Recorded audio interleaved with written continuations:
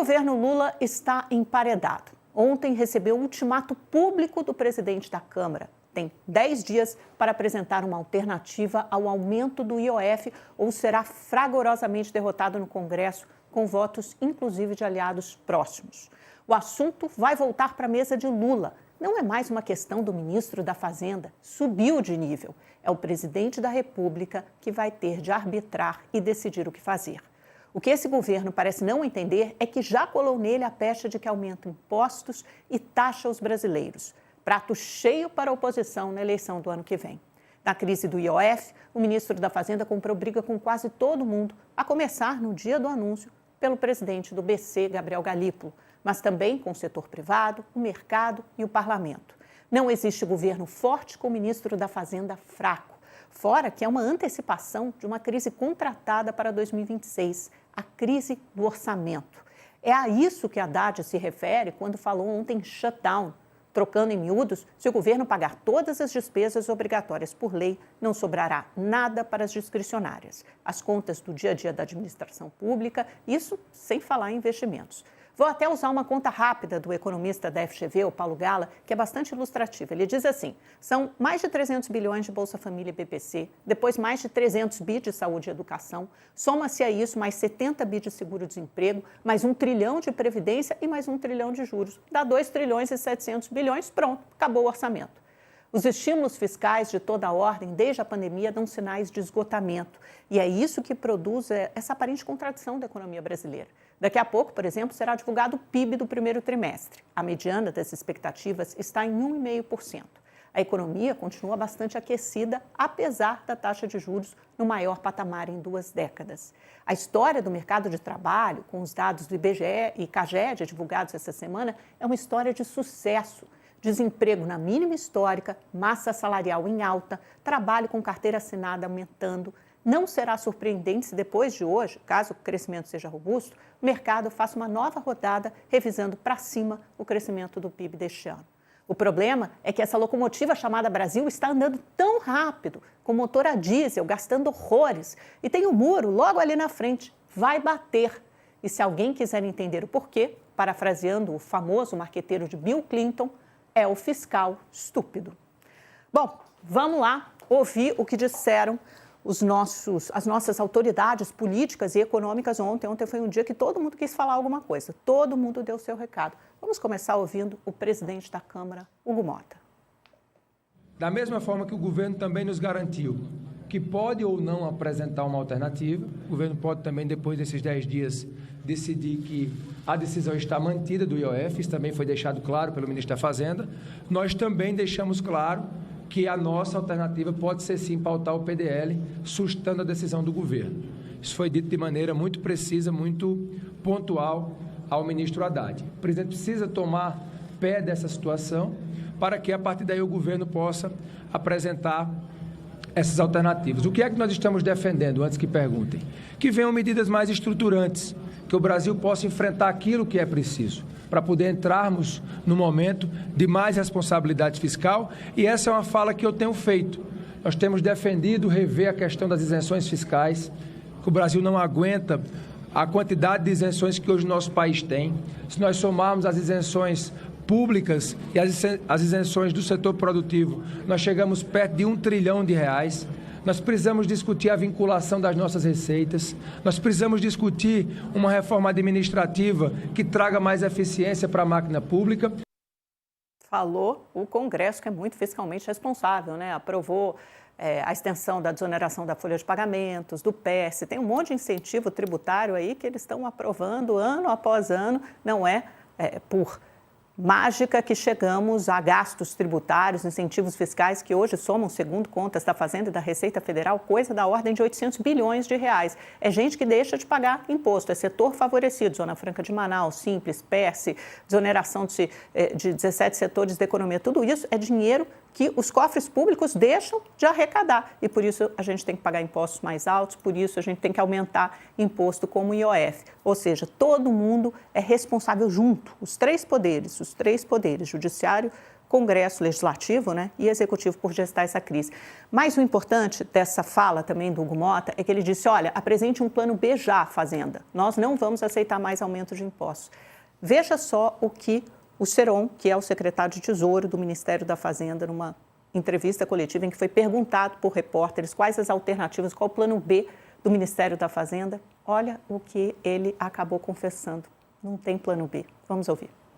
Então, só 20 bilhões de reais significaria extinguir, seria o equivalente a extinguir o todo o programa Minha Casa Minha Vida e todo o investimento do Ministério da Defesa como referência. Tanto a Câmara dos Deputados quanto o Senado, o Congresso Nacional, colocando de uma forma muito responsável, se abrindo para discutir de uma forma até mais estrutural como endereçar as questões relativas a 2025 e 2026 e anos posteriores. Então, não tem uma solução já delimitada. Isso é um processo de discussão em que vai ocorrer.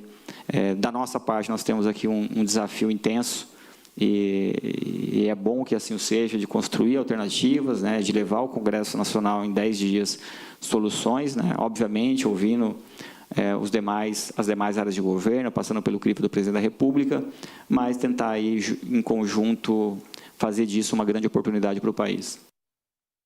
Gente, o que o governo vai tentar negociar agora, provavelmente, é o seguinte, deixar o aumento do IOF valendo pelo menos para 2025 e empurrar a solução dessa crise para 2026, apresentar alguma solução estruturante, nas palavras do Seron, que também vai ser difícil, porque o presidente Lula já disse publicamente mais de uma vez que não haverá acorte de gasto. Talvez agora ele seja premido pelas circunstâncias políticas e econômicas, fiscais. Mas, a princípio, o que a Fazenda vai tentar fazer é empurrar minimamente isso com a barriga, porque também não existe, de novo, essa solução mágica com varinha do condão. Eles citaram lá, o Hugo Motta, né, incentivos fiscais, rever incentivos fiscais, hoje são vários setores que gozam de benefícios tributários, ou então taxar bets, ou então até antecipar algumas receitas, aumentar as receitas com leilões de petróleos extraordinários, são todas cartas sobre a mesa. Mas essa construção, tenho para mim, que será muito mais política do que econômica, porque a munição econômica do governo está acabando, econômica fiscal, né? Porque se quiser fazer bondade ainda tem muita munição, mas aí não respeita as regras do arcabouço fiscal. Vamos ver se esse governo ainda tem alguma munição política. Dito isso, ontem saíram números que, se você olhar aqui, números das contas públicas, né, do Tesouro Nacional, do governo central, olha aqui o superávit, deu 17 bilhões de reais, acima das expectativas, que era 16 bi, o déficit acumulado em 12 meses está em 5 bi, o que dá um déficit de 0,02% do PIB, está em linha com a meta, né, que é de déficit zero. O problema é que isso vai piorando, provavelmente, ao longo do ano. O orçamento está completamente engessado, tem um esgotamento orçamentário, e você chegou a uma situação de política fiscal insustentável. Vamos aproveitar para dar uma olhadinha em como estão as bolsas agora, neste momento. Olha como fechou a Ásia, tudo no terreno negativo, tem aquele vai e vem de decisões jurídicas nos Estados Unidos, ora tira tarifa, ora restabelece o tarifaço de Trump, Tóquio afundou 1,25, Hong Kong também 1,20 de perdas e 0,47 no vermelho para a China. E na Europa o clima está um pouquinho melhor. Olha, tudo no azul. Paris sobe 0,33, Londres 0,79, Frankfurt 0,76 e Madrid 0,32. Vamos ver como fecharam as bolsas de Nova York ontem. Os futuros, quando eu olhei, de Nova York estavam em leve queda, mas já muito próximos à estabilidade. Então, isso muda o tempo todo. Ontem teve uma leve alta do S&P 500 com 0,40, 0,28 do Dow Jones e Nasdaq 0,39%. E no Brasil, também acompanhando os Estados Unidos, dólar fechou em baixa bolsa aqui refletindo tanto essa confusão, essa crise do IOF também, como esse vai e volta no tarifaço do Trump. Do ponto de vista jurídico, eu já vou contar para vocês o que aconteceu. 0,25 de queda, uma queda leve, ainda está nos 138 mil pontos. O dólar caiu 0,5%, R$ 5,66, acompanhando o enfraquecimento do dólar internacionalmente. Eu vou fazer um intervalo curtíssimo, rapidíssimo para quem nos acompanha pela TV, mas você continua conosco. Já já a gente volta. E você que está conosco pelo YouTube, vamos àquelas notas rápidas, mas muito saborosas sempre. Primeiro, essa confusão jurídica, né? A Corte Internacional Comercial havia barrado as tarifas do Trump anteontem, né? Aquele tarifaço de 10% para o resto do mundo e algumas tarifas sobre fentanil, que aconteceu ontem. O Tribunal Federal de Apelações dos Estados Unidos foi rápido, restabeleceu essas tarifas. Portanto, por enquanto, elas estão valendo, mas está posta aí essa briga jurídica que provavelmente vai acabar chegando à Suprema Corte deixa o ambiente ainda muito mais inseguro, incerto, porque as tarifas do Trump, talvez ele até perca um pouco do seu poder de negociação, porque a gente sabe que elas estão sujeitas agora a uma canetada de juízes ou tribunais federais, pelo menos até chegar à Suprema Corte.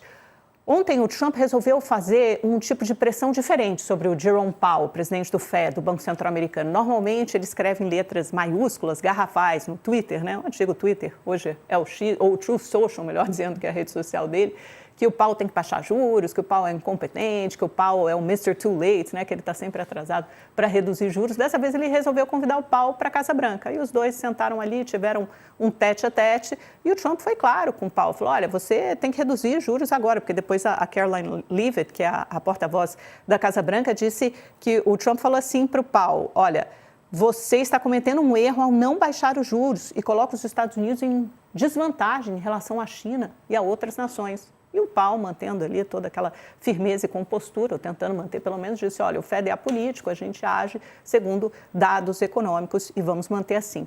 Mas o melhor foram os memes que viralizaram nas redes sociais, eu separei alguns para mostrar para vocês, sobre o taco, que é uma expressão, uma sigla que ficou muito famosa, eu estou há dias para contar, mas essa crise do IOF não me deixou. Quer dizer, Trump always chickens out, que é Trump sempre amarelo, Trump sempre arrega. Isso foi oficial, cunhado, primeiramente, no primeiro momento, por um jornalista, um colunista do Financial Times. E pegou isso no mercado, nas mesas de operações. E aí vieram todos esses memes do Trump vestido aí como uma galinha. Olha, Trump always chickens out. E ele ficou fulo da vida, ele ficou possesso, porque uma jornalista, uma repórter, acabou perguntando isso para ele no Salão Oval da Casa Branca. Ele falou, isso é uma pergunta nasty, é uma pergunta péssima, como você ousa?